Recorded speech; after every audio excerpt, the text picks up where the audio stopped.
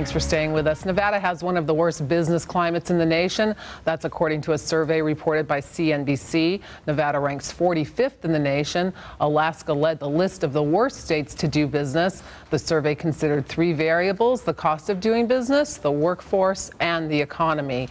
Nevada topped another list, leading the nation in foreclosures in June. Realty Track reports 8,713 foreclosure filings last month. That's up 85% from last year and amounts to one filing for every 122 Nevada households. In Clark County, Applied Analysis reports 1,294 new foreclosures in June. That's up 31% from May and an increase of 30% from last year. Home buyers are taking advantage of falling home prices caused in part by those foreclosures. The Greater Las Vegas Association of Realtors reports 2,226 homes sold last month. That's an increase of nearly 10% from May and up more than 50% from last year. The median price of a home fell about 5% to $225,000. Despite the rise in sales, the number of homes listed is up slightly to 23,388. And joining me now to talk about the real estate market, a past president of the Greater Las Vegas Association of Realtors, Devin Reese. Thanks for joining us. Absolutely. Thanks for having me. You see this drop in prices while there's actually more activity on sales. That's counterintuitive. How do you explain that? It absolutely would seem that way, but I think what is really driving this market as we see it now is the fact that we still have these foreclosures. And when you still have, what we would like to see obviously is inventory also come down, because then we'd get into a supply and demand issue where we could actually see the opposite happen and prices actually go up instead of come down.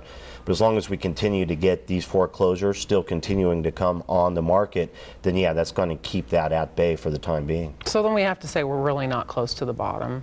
I don't know if you could say that, because one positive signal is that you do have increased sales. And I think they go hand in hand. You've got, in order to get the supply and demand to work correctly, you're going to have to also see inventory come down.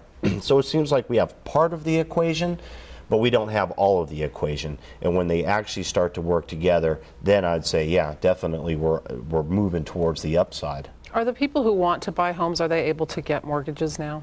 They are. I think that's a common misconception out there, that people think that they can't get loans, and actually they can.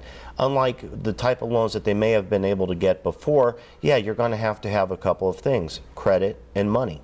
If you have decent credit and you have an amount of money to put down, then you can certainly buy a home. And actually we're seeing a resurgence of a lot of the down payment assistance programs that we were very common and very familiar with before. That kind of went by the wayside during the subprime lending that took their place.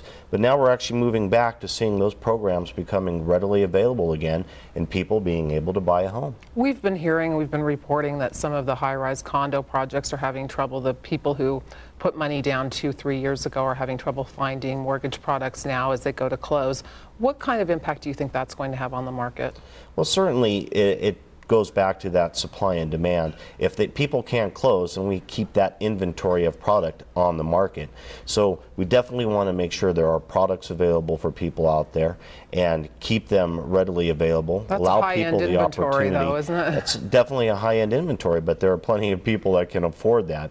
So that can afford that price point. So it's just a matter of keeping them interested, keeping more people interested, being able to have that product, loan product available for them. If you keep that there, the buyers are still out there. It's just a matter of them feeling comfortable and confident in purchasing today. All right, Devin Reese, thanks for being here. Thank you for having me. And when In Business Las Vegas returns, is the county singling out the owner of a Valley Swingers Club? We'll have his story. Plus, workers from a local utility show they too have power in numbers. See why they took to the picket line when we return.